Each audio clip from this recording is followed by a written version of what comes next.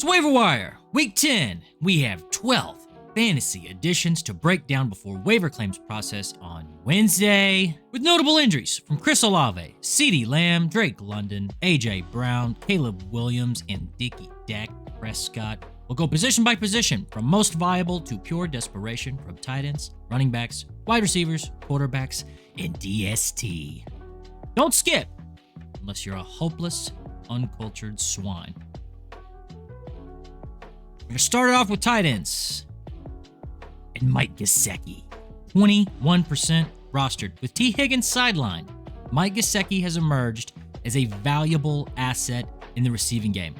His statistics over the past few weeks indicate a significant increase in his role within the offense. He operated as the team's wideout 2 without Higgins, given Baltimore's vulnerability against the position, allowing the second most receiving yards per game and ranking poorly in fantasy points allowed to tight ends. Gesicki has the opportunity to maintain his streak.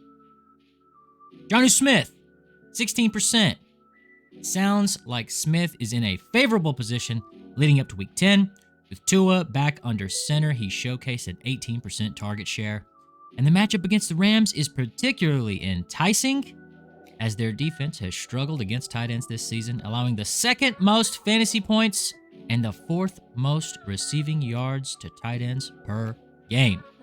Consistent volume plus favorable matchups, you do worse. That's the tight ends. Let's do the running backs. Ray Davis, 25% rostered. He's been exciting to watch. Why did Johnson get the nod over Davis at the goal line? I don't know. But given the explosive performance that Davis has delivered, it's clear he deserves more opportunities moving forward. And if he continues to make plays like that, he could emerge as a reliable fantasy asset, especially on the high-octane Buffalo Bills team. Justice Hill, 33%. The Ravens have built a formidable offense. Justice Hill's value really hinges on the role within the system, though, and pretty much Derrick Henry missing time, which I hate to use that as a pickup point, but Hill could instantly become a more attractive flex option.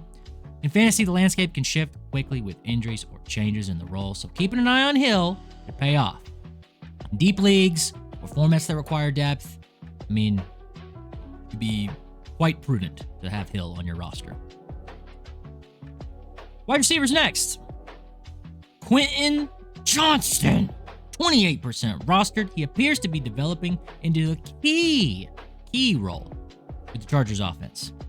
He played 68% of snaps. He got 18.5% of the targets. It shows that he's not only trusted by the coaching staff, but he is becoming a focal point of the passing offense. Justin Herbert's been playing better. He just went for 118 yards and a tutty. Definitely have to keep an eye on the Chargers offense and QJ. Xavier Legette, 49% rostered. I don't really like doing people that high, but not a lot of options. His matchup against the Giants secondary, who have struggled against perimeter wide receivers, is pretty enticing. They've allowed the 8th most fantasy points per game. It's a great matchup this week. He gets 20% of the targets from Bryce Young. He's had 2 games back-to-back with almost identical stat lines. You could do worse. He's totally viable. Demario Douglas, 36% for Pop. With the consistent target volume he's receiving from Drake May, 24% target share, 6.5 receptions, and 63 receiving yards per game, he's clearly becoming a key part of the passing game. Even though the upcoming matchups aren't ideal, the volume and his ability to be a safety blanket for May, that's all you need to sustain production. Ricky Pearsall, 48%. Again, I don't like, it's kind of high, but if Juwan Jennings returns to the lineup, it will forever complicate Pearsall's chances of seeing meaningful targets, particularly if CMC is back as well. Both players will likely take priority over him. Given the situation, though, it makes sense to view Pearsall as a good stash, but, let's see what happens next week, and we'll go from there. 2 quarterbacks. Oh my goodness. Danny Dimes, 17% rostered. We finally get Danny Dimes. And the matchup against Carolina this week is favorable. to say the least. Their defense has struggled against mobile quarterbacks and allowed big plays all season. And look at this. Look at this phenom. This peak condition, peak performance. Look at this physique. Streaming Jones can be a bit of a roller coaster, but he relies on his athleticism. And even though he can be a little inconsistent, ideal matchups, favorable matchups, they provide valuable points.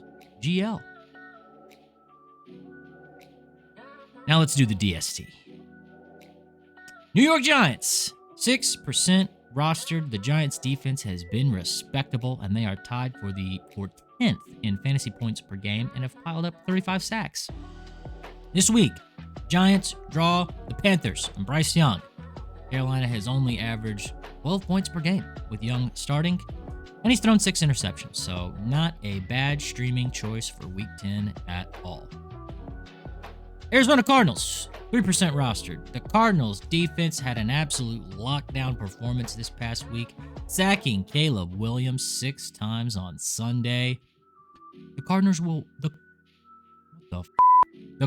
will now face 40-year-old A-Rod, who's been sacked 20 times this season and has thrown 7 interceptions. I mean, that's great. Great streaming option. And the Atlanta Falcons, 9% rostered. Okay, warning. This is a 1-week matchup play only, all right? Atlanta's defense has only recorded 12 sacks all season and has averaged like 5 points per game. But the Falcons have a Week 10 matchup with the divisional rival Saints, whose passing game is in bad shape, with Rashid Shaheed out for the season, and Olave likely not playing next week and probably for a few weeks after being carted off the field and straight to a hospital. So New Orleans has given up the 7th most fantasy points to opposing defenses entering Week 9. Good IRL matchups win your fantasy matchups. Remember that. These players are the most viable options based off Week 9 production, availability, and outlook. Subscribe. Turn on post notifications so you stay prepared for Sunday. Like the video. Buy something from my store. Like this hat. Like this tie clip. Like these bracelets. Like this ring. And watch some more videos.